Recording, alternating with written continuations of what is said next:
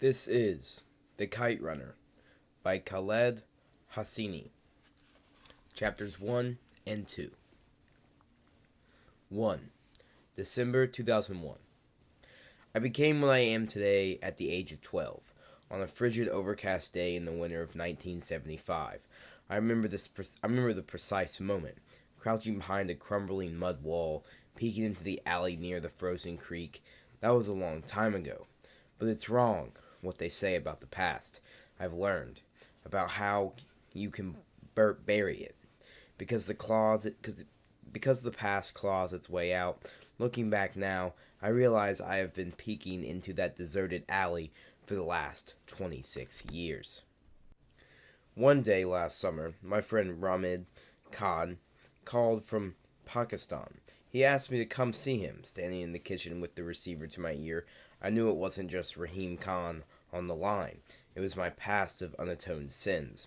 After I hung up, I went for a walk along Spreckles Lake on the northern edge of the Golden Gate Park. The early afternoon sun sparkled on the water where dozens of miniature boats sailed, propelled by a crisp breeze. Then I glanced up and saw a pair of kites, red with long blue tails, soaring in the sky. They danced high above the trees on the west end of the park, over the windmills, floating side by side like a pair of eyes looking down on San Francisco, the city I now call home. And suddenly Hassan's voice whispered in my head, "For you, 1,000 times over." Hassan, the hair-lipped kite runner. I sat on a park bench near a willow tree. I thought about the thing Rahim Khan said just before he hung up, almost as an afterthought. There is a way to be good again. I looked up at those twin kites. I thought about Hassan. I thought about Baba, Ali, Kabul. I thought of the life I had lived until the winter of 1975 came along and changed everything and made me what I am today. 2. When we were children, Hassan and I used to climb the poplar trees in the driveway of my father's house and annoy our neighbors by reflecting sunlight into their homes with a shard of mirror. We would sit across from each other on a pair of high branches, our naked feet dangling, our trouser pockets filled with dried mulberries and walnuts. We took turns with the mirror as we ate the mulberries, pelted each other with them, giggling, laughing. I can still see Hassan up on that tree, sunlight flickering through the leaves on his almost perfectly round face, a face like a Chinese doll, crystalled from hardwood, his flat, broad nose and slanting, narrow eyes like bamboo leaves. Eyes that look, depending on the light, gold, green, even sapphire. I can still see his tiny, low-set ears and that pointed stub of a chin, a meaty appendage that looked like it was added as a mere afterthought, and the cleft lip just left of midline, where the Chinese doll maker's instrument may have slipped, or perhaps he had simply grown tired and careless. Sometimes up in those trees, I talked Hassan into firing walnuts with his slingshot at the neighbor's one-eyed German shepherd. Hassan never wanted to do it, but if I really asked, he would deny me. Hassan never denied me anything, and he was deadly with his slingshot.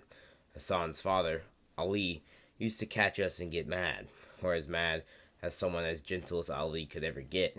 He would wag his finger and wave us down from the tree. He would take the mirror and tell us what his mother had told him, that the devil shone mirrors too, shown them to distract Muslims during prayer. And he laughs while he does it, he always added, scowling at his son. "Yes, father," Hassan would mumble, looking down at his feet, but he never told on me. Never told that the mirror, like shooting walnuts at the neighbor's dog, was always my idea. The poplar trees lined with the red brick driveway, which led to a pair of wrought iron gates. They in turn opened into an extension of the driveway into my father's estate. The house sat on the left side of the brick path, the backyard at the end of it. Everyone agreed with my father. My Baba had built the most beautiful house in the Wazir Akbar Khan district, a new and affluent neighborhood in the northern part of Kabul. Some thought it was the prettiest house in all of Kabul. A broad entryway flanked by rose bushes led to the sprawling house of marble floors and wide windows. Intricate mosaic tiles, hand-picked by Baba in Infasan, covered the floors of the 4 bathrooms. Gold-stitched tapestries, which Baba had bought in Calcutta, lined the walls. A crystal chandelier hung from the vaulted ceiling. Upstairs was my bedroom, Baba's room, and his study, also known as the smoking room, which perpetually smelled of tobacco and cinnamon. Baba and his friends reclined on black leather chairs there after Ali had served dinner. They stuffed their pipes, except Baba, always calling it fattening the pipe, and discussed their favorite 3 topics: politics, business, soccer. Sometimes I asked Baba if I could sit with them, but Baba would stand in the doorway. "Go on now," he'd say. "This is grown-ups' time. Why don't you go read one of those books of yours?" He closed the door, leaving me to wonder why it was always grown-ups' time with him. I'd sit by the door, knees drawn to my chest. Sometimes I sat there for an hour, sometimes 2, listening to their laughter, their chatter. The living room downstairs had a curved wall with a custom-built cabinets.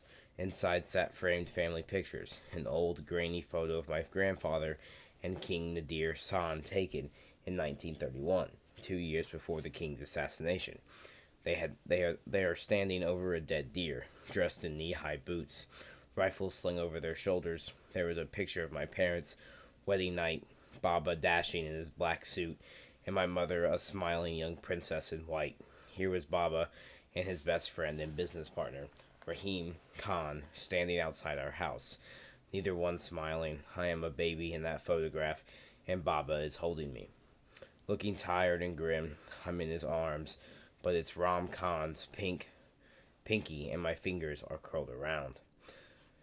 The curved wall led into the dining room, at the center of which was a mahogany table that could easily sit 30 guests, and given my father's taste for extravagant parties, it did just that almost every week. On the other end of the dining room was a tall marble fireplace, always lit by the orange glow of a fire in the wintertime. A large sliding glass door opened into a semicircular terrace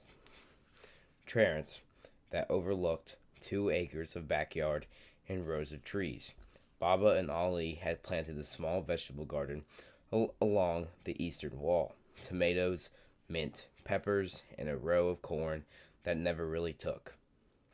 Hassan and I used to call it the wall of ailing corn. On the south end of the gardens, in the shadows of a low quaint tree, was the servant's home, a modest little mud hut where Hassan lived with his father. It was there, in that little shack, that Hassan was born in the winter of 1964, just 1 year after my mother died giving birth to me. In the 18 years that I lived in that house, I stepped into Hassan and Ali's quarters only a handful of times. When the sun dropped low behind the hills and we were done playing for the day, Hassan and I parted ways. I went past the rose bushes to Baba's mansion, Hassan to the mud shack where he had been born, where he'd lived his entire life. I remember it was spare, clean, dimly lit by a pair of kerosene lamps. There were 2 mattresses on opposite sides of the room, worn a Harity rug with frayed edges in between, a 3-legged stool, and a wooden table in the corner where Hassan did his drawings. The walls stood bare, save for a single tapestry with sewn-in beads, forming the words Allah Akbar. Baba had bought it for Ali on one of his trips to Mashhad. It was in that small shack that Hassan's mother, Sanubar, gave birth to him one cold winter day in 1964. While my mother hemorrhaged to death during childbirth, Hassan lost his less than a week after he was born, lost her to a fate most Afghans considered far worse than death. She ran off with a clan of traveling singers and dancers.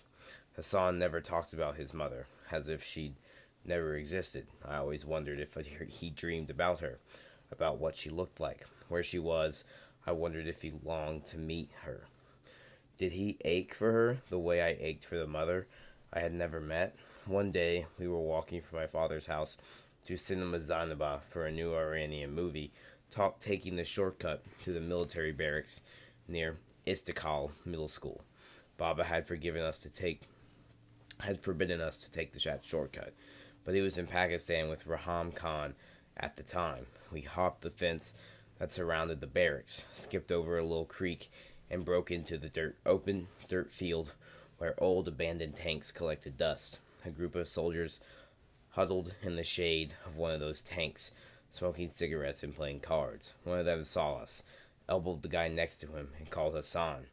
"Hey, you," he said. "I know you." We had never seen him before. He was a squatty man with a shaved head and black stubble on his face. The way he grinned at us, leered, scared me. "Just keep walking," I muttered to Hassan. "You, the Hazarian.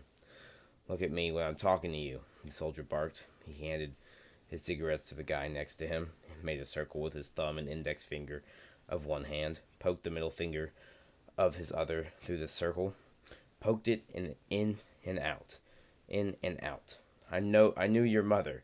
Did you know that? I knew her real good. I took her from behind that creek over there." Soldiers laughed. One of them made a squealing sound. I told Hassan to keep walking. Keep walking. What a tight little sugary cunt she had, the soldier was saying, shaking hands with the others, grinning. Later in the dark, after the movie had started, I heard Hassan next to me croaking. Tears were sliding down his cheeks. I reached across my seat, slung my arm around him, pulled him close. I rested his head on my shoulder. "He took you for someone else," I whispered. "He took you for someone else." I'm told no one was really surprised when Sanubar eloped. People had raised their eyebrows when Ali, a man who had memorized the Quran, married Sanubar, a woman 19 years younger, a beautiful, notoriously unscrupulous woman who lived up to her dishonorable reputation. Like Ali, she was a Shia Muslim and an ethnic Hazarian. She was also first cousin, and therefore a natural choice for a spouse. But beyond those similarities, Ali and Sanubar had little in common, least of all their respective appearances. While Sanubar's brilliant green eyes and impish face had, rumor has it, tempted countless men into sin, Ali had congenital paralysis of his lower facial muscles, a condition that rendered him to be unable to smile and left him perpetually grim-faced. It was an odd thing to see that stone-faced Ali happy or sad, because only his slanted brown eyes glinted with a smile or welled with sorrow. People say that eyes are windows to the soul. Never was that more true with Ali, who could only reveal himself through his eyes. I have heard that Sanubar's suggestive stride and oscillating hips sent to men of reveries of infidelity, but polio had left Ali with a twisted, atrophied right leg that was shallow skin over bone with little in between except a paper-thin layer of muscle.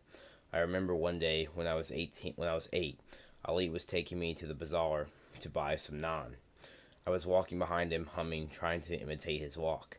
I watched him swing his scraggy leg in a sweeping arc, watched his whole body tilt impossibly to the right every time he planted his foot.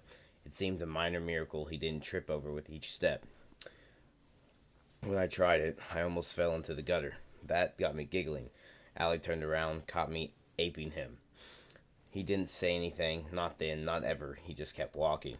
Ali's face in his walk frightened some of the younger children in the neighborhood, but the real trouble was that with the older kids, they chased him on the street. They mocked him when he hobbled by. Some had taken to calling him Babalu, or Boogeyman. "Hey, Babalu, who did you eat today?" They barked into a chorus of laughter. "Who did you eat, you flat-nosed Babalu?" They called him flat-nosed because of Ali Hassan's characteristic Hazari Mongoloid features. For years, that was all I knew about the Hazarians, that they were Mongol descendants, and that they looked a little like Chinese people. School textbooks barely mentioned them and referred to their ancestry only in passing. Then one day, I was in Baba's study, looking through his stuff when I found one of my mother's old history books. It was written in Iranian and named Korami. I blew the dust off of it, sneaked it into bed with me that night, and was stunned to find an entire chapter on Hazara history, an entire chapter dedicated to Hassan's people. In it, I read that my people, the Pashtuns, had persecuted and oppressed the Hazarians. It said Hazarians had tried to rise against the Pashtuns in the 19th century, but the Pashtuns had quelled them with unspeakable violence. The book said that my people had killed the Hazarans, driven them from their land, burned their homes, and sold their women. The book said that part of the reason Pashtuns had oppressed the Hazarians was that Pashtuns were Sunni Muslims, while Hazarians were Shia. The book said a lot of things. The book said a lot of things I didn't know, things my teachers hadn't mentioned, things Baba hadn't mentioned either. It also said some things I did know, like that people called Hazarians mice-eating, flat-nosed, long-carrying donkeys. I had learned some of the kids in the neighborhood yell those names to Hassan. The following week after class, I showed the book to my teacher and pointed out to the chapter on the Hazarians. He skimmed through a couple of pages, snickered, handed the book back. That's one thing Shia people do well, he said, picking up his papers, passing them as Martians. He wrinkled his nose when he said the word Shia, like it was some kind of disease. But despite sharing ethnic heritage and family blood, Sanubar joined the neighborhood kids in taunting Ali. I have heard that she made no secret of her disdain for his appearance. "This is a husband?" she would sneer. "I have seen old donkeys better suited to be a husband." In the end, most people suspected the marriage had been an arrangement of sorts between Ali and his uncle, Sanubar's father. They said Ali had married his cousin to help restore some honor to his uncle's blemished name, even though Ali, who had been orphaned at the age of 5, had no worldly possessions or inheritance to speak of. Ali never retaliated against any of his tormentors, I suppose partially because he could never catch them with his twisted leg dragging behind him, but mostly because Ali was immune to the insults of his assailants. He had found his joy. His antidote: the moment Sanubar had given birth to Hassan, it had been a simple enough affair. No obstructions, no anesthesiologist, no fancy monitoring devices, just Sanubar lying on his stained, naked mattress, with Ali and the midwife helping her. She hadn't needed much help at all, because even in birth, Hassan was true to his name. He was incapable of hurting anyone. A few grunts, a couple of pushes, and out came Hassan. Out came smiling. He confined to a neighbor's servant by the glorious midwife, who had then, in turn, told anyone who would listen. Sanubar had taken one glance at the baby in Ellie's arms, seen the cleft lip, and barked a bitter laughter. "There," she had said, "now you have your own idiot child to do all the smiling for you." She had refused to even hold Hassan, and just 5 days later, she was gone. Baba hired the same nursing woman who had fed me to nurse Hassan. Ali told us she was a blue-eyed Hazarian woman from Bamiyan, the city of the giant Buddha statues. What a sweet singing voice she had, he used to say to us. What did she sing? Hassan and I always asked, though we already knew. Ali had told us countless times. We just wanted to hear Ali sing. He cleared his throat and began. On a high mountain I stood, and cried the name of Ali, Lion of God. O Ali, Lion of God, King of men, bring joy to our sorrowful hearts. Then he would remind us that there was a brotherhood between people who had fed from the same breast, a kingship that not even time could break. Hassan and I fed from the same breast. We took our first steps on the same lawn, in the same yard, and under the same roof. We spoke our first words. Mine was Baba, his was Amir, my name. Looking back on it now, I think the foundation for what happened in the winter of 1975 and all that followed was already laid in those first words.